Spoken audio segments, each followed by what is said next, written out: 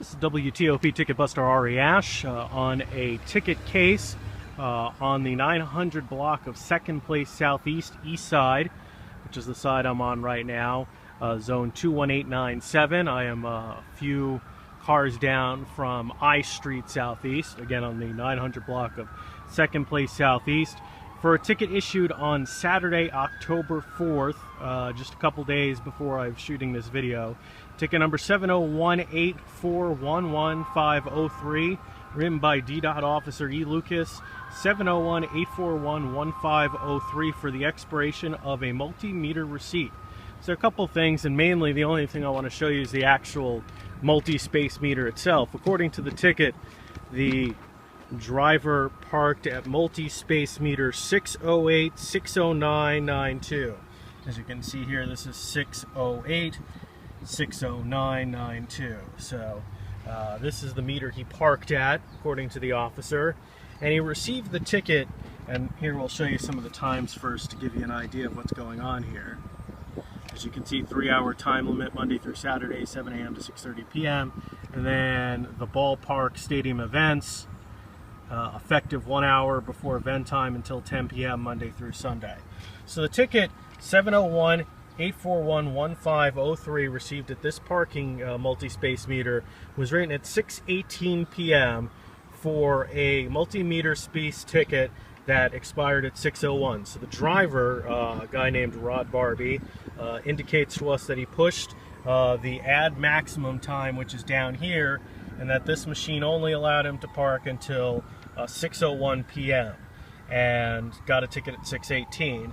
And so the issue I wanted to see was what the zone times were in here. So after looking at this, I think the officer, Mr. Lucas, did get this ticket right, or there's really just not enough evidence to prove any mistake.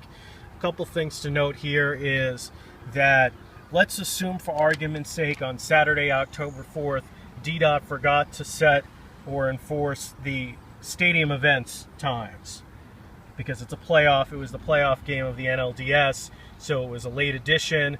It wasn't a planned event. It was an event that was added once an Nats made the playoffs. So for argument's sake, let's say these rules don't apply, although technically they do. So this meter should be spitting out tickets and covering the time until 10 p.m. But let's assume they didn't program the meters that way and the stadium event rules did not apply because they weren't programmed correctly. Even so, these rules over here do apply. 3-hour time limit, Monday through Saturday, 7 a.m. to 6:30 p.m. And then after 6:30, you can basically stay here for the rest of the night. There's no unlimited time until 10 p.m. here. So assuming that's all true, based on this meter, when he hit the add maximum, he should have gotten a multi-space meter receipt that took him until 6:30. The only way he wouldn't, since this is a 3-hour zone, is if he arrived here before 3:30 p.m. in the afternoon.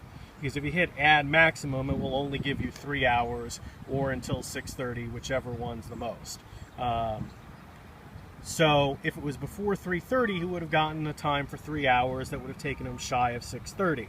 So in theory, if he parked at 3:01 p.m., hit the add maximum, it would take him to 6:01, but he'd still be liable to pay until 6:30, although technically he'd actually have to move and not stay here for the remaining 29 minutes. So what he fails to prove is how hitting add maximum only got him a ticket until 6:01 p.m., and then he of course gets a ticket at 6:18. So even if he followed these rules, he's liable to have a ticket paid up until 6:30. So a ticket written at 6:18 p.m. should be valid. So again, we're at meter 608-60992, 900 block of 2nd Place Southeast. Ticket number 701-841-1503 by DDOT Officer Lucas. Not arguing that perhaps the driver did get a ticket that said that. I just don't have enough evidence to prove that this machine was faulty in some way and that it didn't allow him to pay until 6:30 p.m. on Saturday, October 4th. So I can't officially call this a ticket that's a bad ticket or one that we can bust. The driver just needs to present us more evidence. So I agree with DDOT on this ticket, at least on my initial spec. Thank you very much for watching this video.